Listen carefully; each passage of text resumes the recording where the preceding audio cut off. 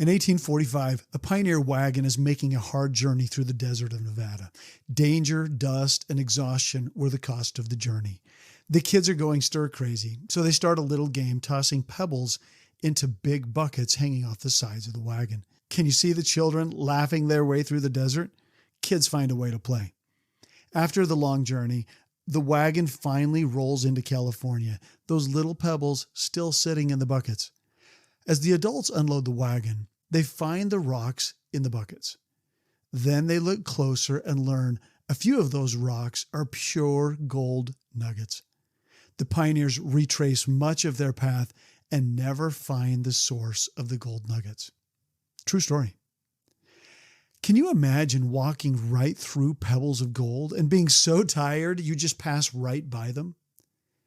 It's like the twin parables Jesus tells about how to get the things of greatest worth. In the first parable, a man stumbles upon a treasure buried in a field. Like our pioneers, it's an unexpected treasure.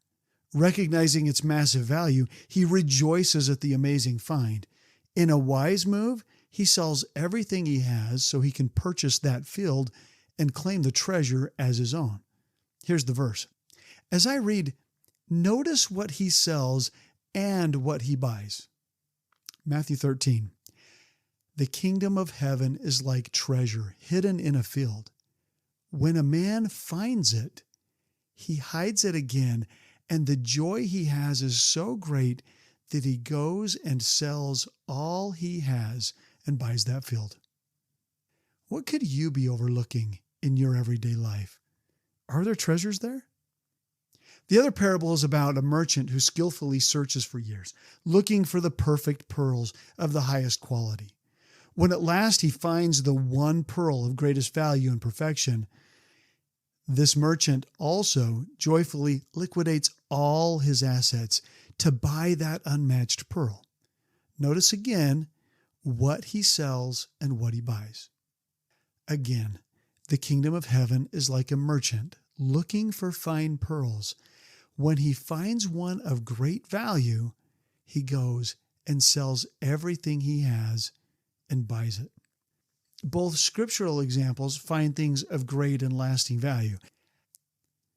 And the people make the choice to sacrifice all their possessions to get that one unequaled treasure. Let's get specific here. What do you think Jesus is trying to tell us in the message of sell everything to get the field and to get the pearl? I'd suggest that selling everything is turning from the world to a total all-in commitment to get his heavenly treasure. That's a costly trade. Here's the question. Is it worth the sacrifice of all things? I would like to help you decide. First, about sacrifice. I'll tell you this. You are always making a sacrifice, always placing an offering on an altar. That's just how life is. Consciously or not, we are all out here giving up something and after something we want. The Old Testament Bible talks of sacrifices on altars. That message of sacrifice is telling us we each have to decide what we're willing to lay on the altar for what we think is of value. What's your offering? What is it you're sacrificing for? What's the altar that you have chosen? For example, are you the dude who sold his beat-up old car to pay for his daughter's wedding? Or what about your friend who passed up that dream job across the country because she wasn't about to leave her aging parents alone? Heck, it's even something as simple as saying no to those late-night Taco Bell cravings because you're trying to be healthy. Or, on the flip side, have you sadly passed up on picking up extra shifts to provide for your family and instead gone for the pleasure of playing video games every night? Or when you had the opportunity to become a parent, did you say, no chance we downsize to afford kids. We're getting that big house and we don't want kids trashing it. Do you get it? At its core, sacrifice is the altar upon which we all worship. We are all choosing the God we serve. Here's the deal. The true treasure is the kingdom of heaven itself. That's the ultimate good in life and death. The power of sacrifice to God goes like this. By giving our all to Him, we are changed, and our life is changed in a beautiful way.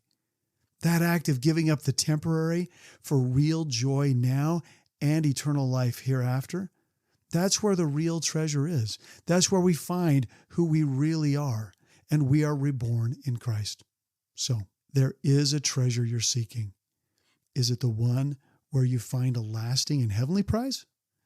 Will it help you experience a joy so great that no earthly cost, no earthly sacrifice is too much to cheerfully pay? Or will you go to the altar that gives you the temporary stuff and put your offering, your heart, on that altar? As Jesus said, what good is it for someone to gain the whole world, yet actually forfeit their soul? Share below the true treasure life has given you and the price you've gladly paid. God's plan is worth any and every sacrifice. It was worth it for Jesus, and it's worth it for us. In this video here, learn how awesome it is to do good and not take credit.